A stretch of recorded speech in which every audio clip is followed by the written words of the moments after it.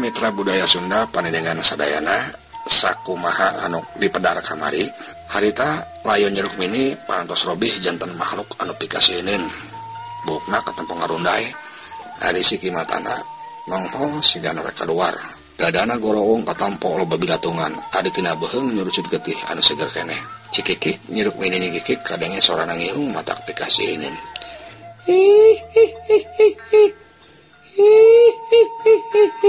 gitu suara Nyi Rukmini.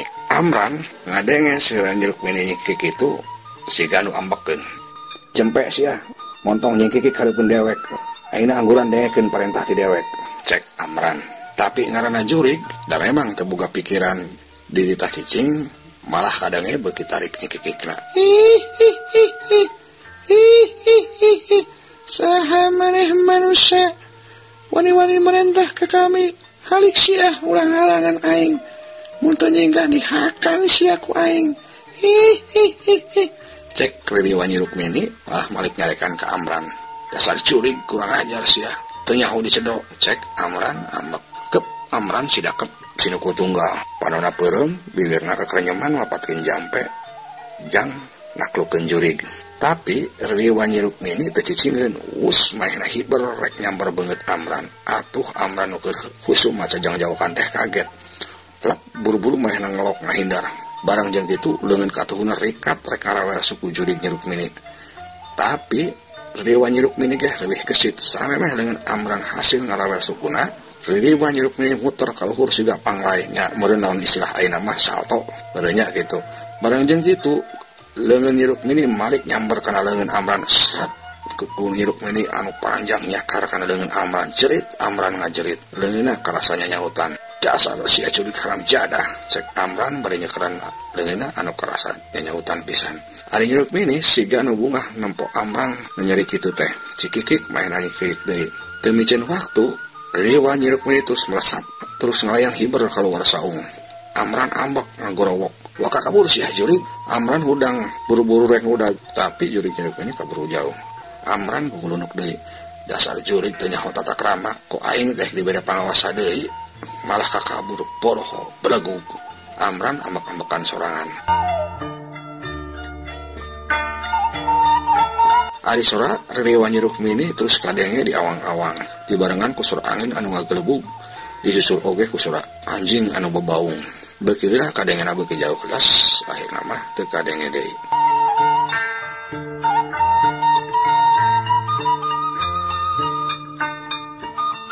Mitra budaya Sunda panjenengan sadayana nanawi di dieu para wargi aya pertarasan geuning cenah ujug-ujug aya tokoh Amran naon hubunganna jeung Mbah Sura atawa jeung urang lembur luhur tah eta jawabanna teh manawi engke ge pasti kapedar. Ayeuna caritana urang tunda heula supados nyambung alur ceritana urang malikan deui kana kajadian nu katukang nyata nyaritakeun jalma-jalma lembur anu keur pada nereangan Nyi Rukmini.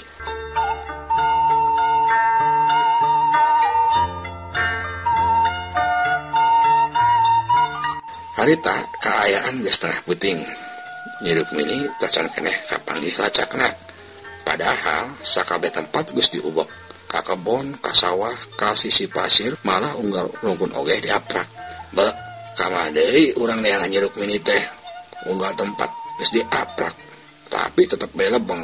Cek saurang jalma anu katelah Mang Uman. Nya bener, mana geus capek, lapar ongkoh. Cek saurang budak ngora geus ngarasa putus harapan. Terus kumaha atuh ayeuna? Rek balik heula tah kumaha? Salah saurang jalma minta pendapat. Cik kumaha cik Pak RT? Nu sejen nanya ka Pak RT. Pak RT ngahulang can bisa dari jawaban. Keur kitu kadenge salah saurang jalma anu ngomong deui bari leungeunna nunjuk ka palebah kidul. Tuh tempo rombongan patuh kampung sigana geus baralik tuh. Cek eta jalma. Sakabeh jalma ngalayeuk ka bedah kidul. Breh, bener katempo alitan obor siga nu keur maju ka belah kaler. Nya tandaning maranena baralik di kalembur. Nya bener pan Mang Wardi ge bareng jeung rombongan patua sigana Nyi Rukmini. Bener geus kapanggih. Cek salah saurang deui. Ari cek pendapat Abah mah urang bener kudu balik heula Pak RT. Sugan bener Nyi Rukmini teh geus kapanggih. Tapi lamun engke nyatanya can kapanggih nya kapaksa urang hider deui. Urang cuang teangan sampai kapanggihna. Cek Basura anu si horeng aya di rombongan PRT nya ari cek pendapat kabehan kitu mah kuring disatuju. Yuk urang balik deui lah ka imah Mang Wardi kek gampang geus di ditu mah urang badami deui cek Pak RT mere putusan. Akhirna kabehan ngalabring balik deui.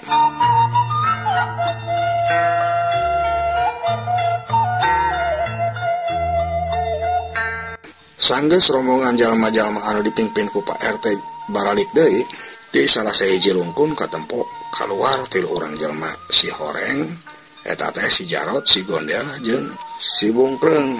Maranehna ti tadi nyumput di rungkun eta bari ngadedekeun omongan jalma-jalma.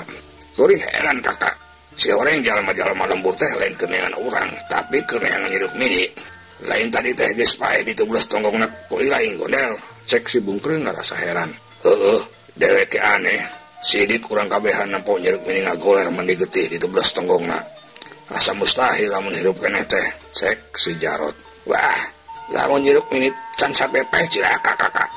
Urang moal terus menang duit ambu suri. Cek si Bungkrung ngomong deui. Atuh tuduhanana katampo pada harurang bingung.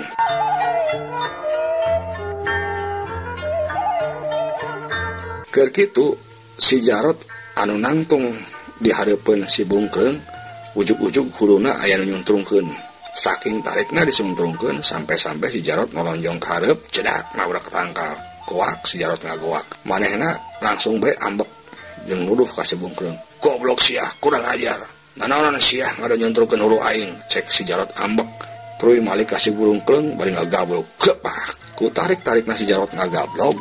Si Bungkreng kalah muih awakna siga panglae. Kubrag truy ngagubrag. Bari ngahargung. Ampun kakak, ampun. Salah naon kuring ujug-ujug digablog. Cek si Bungkreng ampun-ampunan. Montong ampun-ampunan sia. Ari sia, nanaonan tadi nyontrolkeun huru aing. Hayang dipodaran sia ku aing. Cek si Jarot anger kena ambak. Jeung nuduh ka si Bungkreng. Ampun kakak, sumpah desa medin. Kuring mah teu rumasa kakak. Jawab si Bungkreng. Da memang manehna teu rumasa nyontrolkeun si Jarot. Moal aya badag lu ngaku sia. Lamun teu sia saha atuh. Malah kujurig mah. Cek si Jarot. Karek ge si Jarot anggeus ngomong kitu giliran si Gondrel anu dita tadi ngan olok bae aya nu ngajorongkeun. Tonjong si Gondrel ngolonjong ka hareup cedak nabrak awak si Jarot anu aya di hareupeuna. Soloyong duanana yoloyong kubra. Duanana ngagaleubrag ninggang si Bungkreng nu kakarek hudang. Atuh si Bungkreng ngajengkang deui katindihan kuduaan. Kadenge si Bungkreng ngagoak.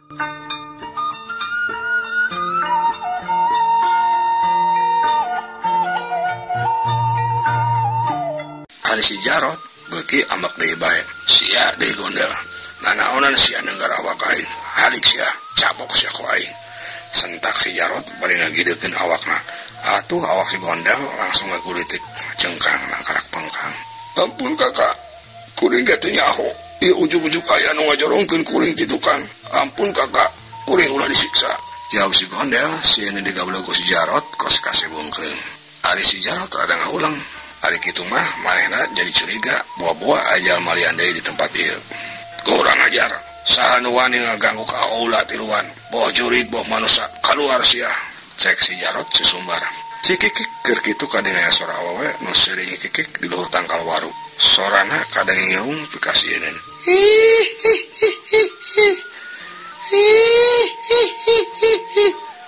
Si Jarot saparakan kaget. Red maena barang ngaret ka luhur. Tapi teu aya sasaha. Purinding atuh buluk-buluk si Bungkreng jeung si Gondel karasa murinding. Beuh kakak, silaka. Sigana mah eta mah jurig kakak. Hayu urang kabur kakak. Cek si Bungkreng bari mimiti undur-unduran rek kabur. Nya kakak, sigana mah nu ngajorongkeun kuring tadi ge. Jurig kakak. Ih sieun kakak, ayo kabur kakak. Cek si Gondel milu undur-unduran. Ngajar dong sia. Mun aya nu wani kabur ku aing. Atuh si Gondel jeung si Bungkreng ge caricing. Jurig, setan, siluman, kuntilanak, gandrowo jeung sajabana sia montong jarumput. Mun wani sangareupan aing. Yeuh aing si Jarot, jauh arah ti pasir Sikulur. Cek si Jarot sesumbar. Arek ge si Jarot anggeus ngomong kitu, ujug-ujug ceurina karasa aya nu ngajiwir. Si Jarot kaget. Nanaonan ieu? Kurang ajar, calutak sia kain. Si Jarot ngaliuk, tapi eueuh sasaha. Si Jarot jadi heran. Kurang ajar, dasar setan, keluar sia curig. Keur kitu curug nyiririwan Nyiruk Mini anu katempo pikasi dan ngajenggerek di tukangan si Jarot. Tapi ku si Jarot mah can katempoeun. Nu panggeulana nempo nyaeta si Bungkreung. Atuh si Bungkreung kaget, sugutna calawak, matana bolotot, ari leungeunna tunjak-tunjuk ka eta jurig. Maksudna mah manehna teh rek ngabejaan ka si Jarot. Itu jurig, itu jurig. Cek si Bungkreung bari leungeunna tunjak-tunjuk ka Nyiruk Mini anu aya di tukangan si Jarot.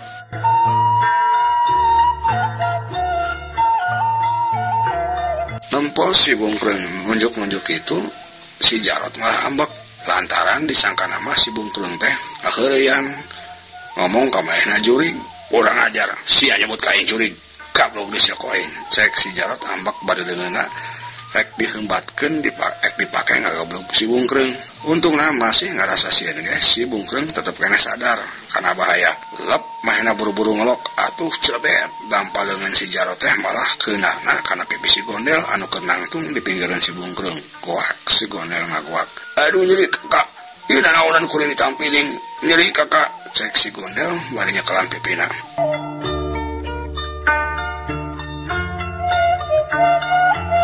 Nempo si Jarot malah diaradu jeung anak buahna sorangan.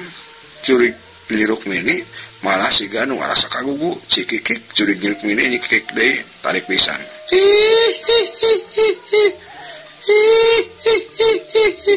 Dasar manusia belaguk, boloho sia ngadon diaradu sabatur sorangan. Yeh lawan sia wani ka aing mah kelawan aing. Cek jurig Nyiruk Mini baik nangtang ka si Jarot. Si Jarot saparakan kaget, liuk kabehana ngaliuk ka palebah datangna sora barang breh ayeuna mah katempo ku kabehan. Jurig Nyiruk Mini anu pikasieun keur nangtung ditukangeun maranehanana. Katempo leungeunna siga anu rek ngaranggem kana awak si Jarot. Si Jarot anu satadina mah nangtang-nangtang siga nu wanian ayeuna mah pundur-punduran. Jurig, tulung jurig. Barang katempo si Jarot rek lompat. Gawat-gawat ditubruk sukuna ku si Bungkreung. Tungguan kakak, ulah ninggalkeun uing. Cek si Bungkreung bari nubruk suku si Jarot. Atuh kubrag si Jarot jadi nalabuh ngadapang. Si Bungkreung gawat-gawat hudang tuluy ngapeuretek kabur pangheulana. Kitu deui si Jarot anu tadina ngajoprak buru-buru hudang deui tuluy lompat nuturkeun si Bungkreung bari cocorokan aya jurig.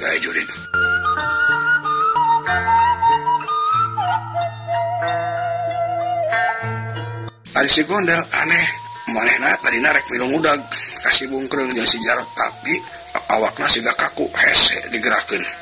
Teuing bakat tingkusieun atawa kumaha. Wayahna maneh mah manusia. Andika mah moal bisa kabur kos batur-batur Andika. Lantaran Andika geus ngabinasa ka kami. Ayeuna Andika kudu narima wawaras ti kami. Cek jurig Nyiruk Mini bari terus nyikik teureun-eureun. Sanggeus kitu jurig Nyiruk Mini katempo ngalebetkeun leungeun bajuna. Aneh, leungeun baju Nyiruk Mini ngadadak manjangan. Tuluy ret eta leungeun baju Nyiruk Mini ngabeulit kana beuheung si Gondel. Si Gondel katempo kakejet, matana bolotot, sungutna ngalel. Teu lila awak si Gondel katempo ngalaketeh terus ngagubrag ceklek. Si Gondel ngalepaskeun nyawa. Sanggeus si Gondel palastra, cikikik sora jurig Nyiruk Mini kadenge kikik deui. Hus, tuluy eta jurig sibar ka luhur. Sora seudina terus-terusan kadenge, beuki lila, beuki jauh. Dituturkeun ku sora angin nu ngagalbug jeung anjing anu babaung. Les akhirna teu kadenge deui. Cag urang tunda heula.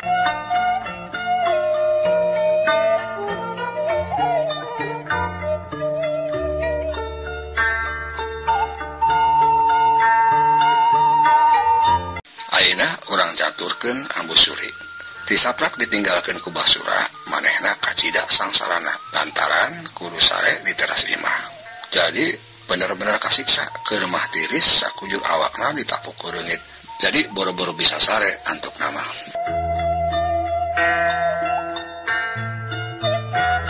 Keur kitu kadenge sora jalma-jalma anu laleumpang pating gerendeng malah mah sora Basura ge kadenge keur galecok ngomong. Ambusuri kaget. Mbak, silakan. siga mah jalma-jalma neangan si Rukmini teh geus baralik deui. Amun sampai aing kanyahoan sare di teras, pasti bakal jadi bahan catur sararembur. Aduh, mata kelirang, aya-aya bae, cek Ambu Suri. Ambu Suri jadina bingung, kapaksa manehna hudang, tuluy ngoleset lalaunan, lempang rek turun kana golodog.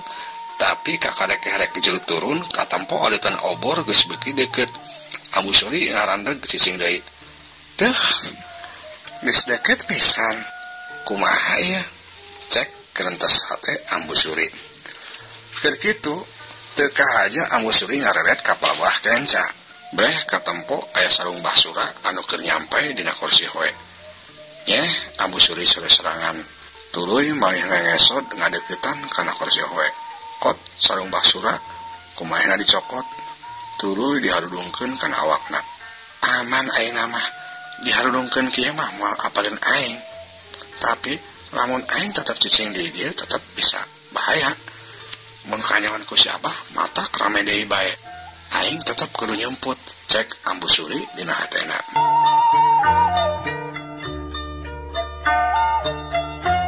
Ambu Suri ngesot deui ngadeuketan golodog imahna, tuluy turun lalaunan. Satulunya Ambu Suri lempang dodongkoan maripir. Maksudna rek nyemput di bibir imah. Ngan dasar apes, ringkag Ambu Suri katampukeun ku Mang Uman anu kelempang jeung rombongan Mbah Sura. Korowok, Mang Uman ngogorowok. Bangsat, itu aya bangsat rek asup ka imah Mbah Sura. Cek Mang Uman. Atuh kaayaan jadi rame, malah Mbah Sura oge reuwaseun milu ngagorowok. Gabung, tewak, kade ulah sampai lepas. Cek Mbah Sura ngagorowok. Lempok kitu mah Pak RT ge guwat mere parentah supaya ningker imah Mbah Sura. Atuh riab jalma-jalma teh nyebar ngulingan ningker imah Mbah Sura.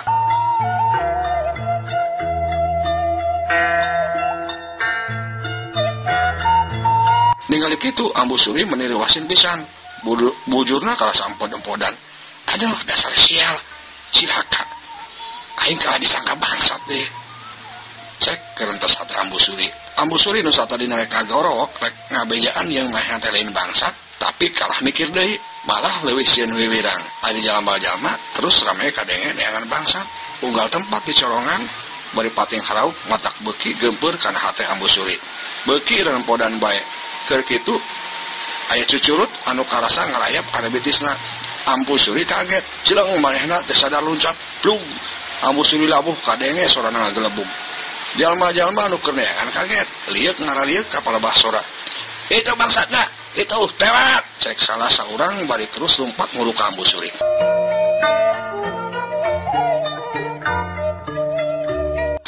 Ambu Suri leuwas rek lompat kabur tapi jalma-jalma kaburu daratangan. Akhirnya Ambu Suri ditewak ku sabaraha urang, rek ngagorowok teu bisa lantaran sungutna kabakek ku salah saurang jalma. Boy, bangsatna beunang, bangsatna beunang euy, bangsatna beunang euy. Cenah Mbah Sura jeung Pak RT nyamperkeun, pok Mbah Sura ngomong, "Mana bangsatna? Wawanianan mereka bangsat ka imah dewek, kebogan si aku dewek." Cek Mbah Sura, bari nyeregel ngadeuketan Ambu Suri. Bari jeung teh antap parah deui, pok. Ambu Suri dikebogan ku pepentung. Atuh Ambu Suri anu disangka bangsat teh kekejet nahan ka nyeri. Rek ngajerit tetep teu bisa lantaran sungutna masih keneh kabekem.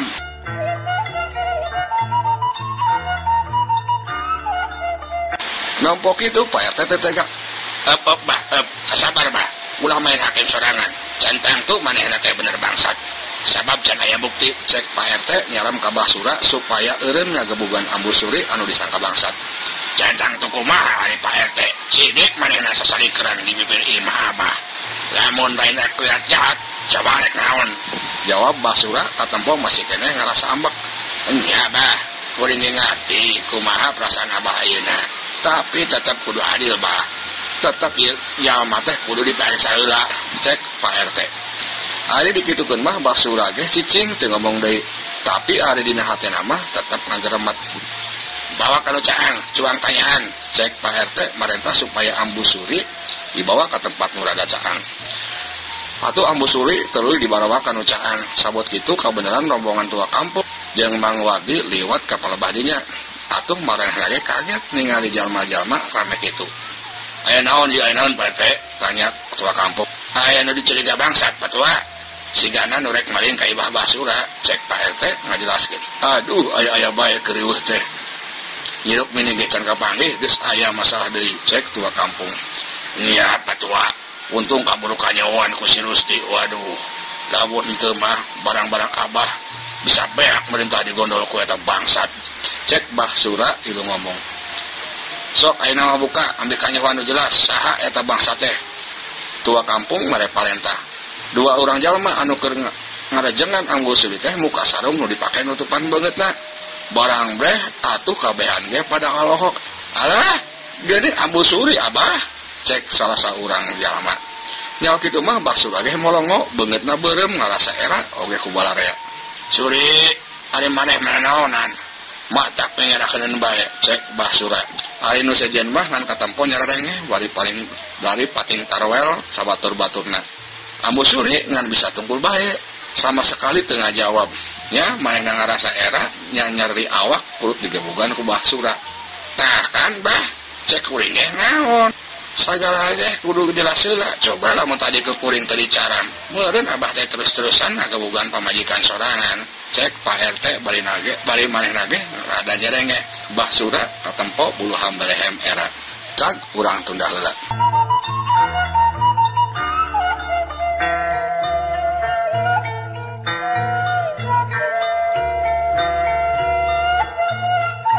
Caturkeun di hiji tempat aya ti urang budak ngora anu katelahna si Uyat, Sarmadi jeung si Sobri. Manehna papisah jeung rombongan lainna. Sabab manehna mah haja jalan melipir ka pinggir sawah. Saja jalan kadenge manehna ngarobrol. Dewek mah masih kene ngarasa heran naon sababna nyirup mini ujug-ujug leungit.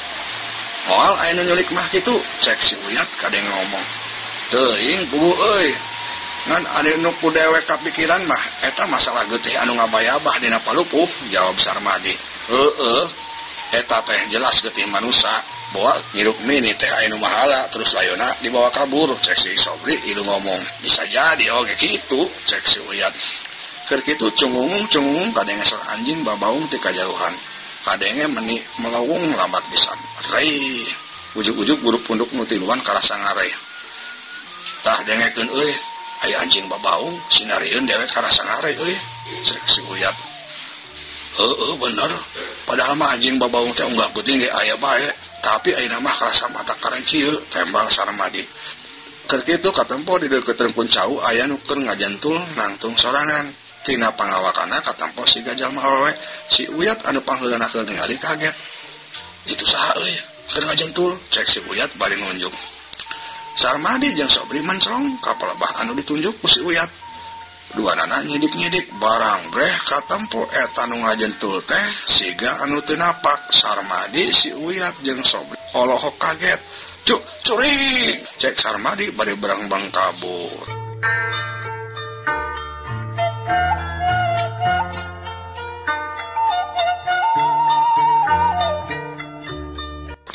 Mitra-mitra budaya Sunda paninengan sadayana panawi dugi ka dieu heula dongeng Sunda anu judulna ditagih pati ku Ririwa bagian kaopat. Insyaallah enjing urang teraskeun deui dina bagian salajengna. Ieu dongeng dikarang ku Pribados Kang Abun Burhanuddin oge dipedarah ku Pribados. Hapunten dina kakiranganna. Wassalamualaikum warahmatullahi wabarakatuh.